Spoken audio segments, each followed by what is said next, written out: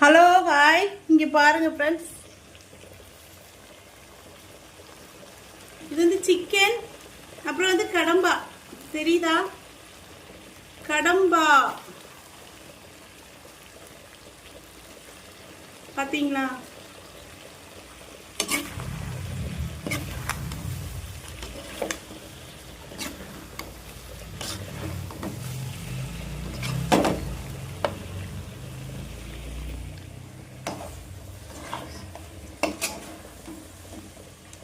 Fry பண்ணுறேன்.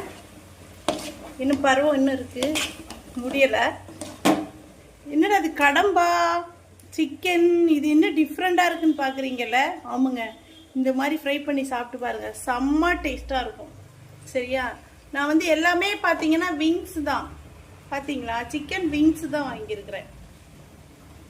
கடம்பா chicken wings. சரியா? இந்த மாதிரி இது வந்து தொக்கு மாதிரி வச்சா அந்த அளவுக்கு டேஸ்ட் இருக்காது. கடம்பா போட்டு பண்ணால் இந்த மாதிரி ஃப்ரை பண்ணி இந்த மாதிரி பண்ணணும். தக்காளியெல்லாம் சேர்க்கக்கூடாது, தக்காளி பச்சை மிளகாலாம் சேர்க்கக்கூடாது, சொல்லிடுறேன்.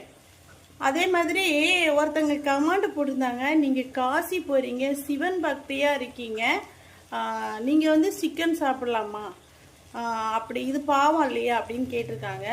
நான்வெஜ் சாப்பிடலாமா அப்படின்ட்டு. இதுக்கான வீடியோ ஒரு நாள் கண்டிப்பாக நான் பேசி போடுறேன். என்னுடைய சேனலை ஃபாலோ பண்ணுங்கள். சரிங்களா? நான் வந்து பெரிய மகானெல்லாம் கிடையாது. சாதாரண கடவுள் படைக்கப்பட்டு ஒரு தாயின் வயிற்றுலேருந்து இந்த உலகத்துக்கு வந்தவ தான் நான். சரியா? அதனால் அது சம்மந்தமான வீடியோ வந்து கண்டிப்பாக ஒரு நாள் பேசி போடுறேன். ஒருவேளை இன்றைக்கி டைம் இருந்தால் அந்த வீடியோ பேசுகிறேன். ஓகேவா?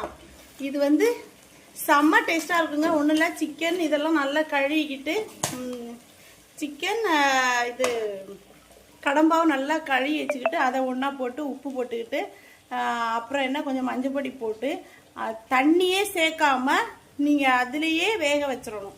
இந்த சிக்கனில் கடம்பெல்லாம் நிறைய தண்ணி இருக்கும், அதுலேயே வேகும். அதுக்கு கூட என்ன பண்ணோம், வெங்காயம், சின்ன வெங்காயம்னாலும் சரி பெரிய வெங்காயம்னாலும் சரி, சின்ன சின்னதாக கட் பண்ணி அதில் போட்டுக்கோங்க. ஒரு 3 வெங்காயம் கட் பண்ணி சின்னதாக கட் பண்ணி அதில் போட்டுக்கோங்க. போட்டு நல்ல வேக வேணாம், ஒரு அளவுக்கு வேகும் இல்லை, உங்களுக்கு தெரியும்ல சிக்கன் வெந்தாச்சு அப்படின்ட்டு.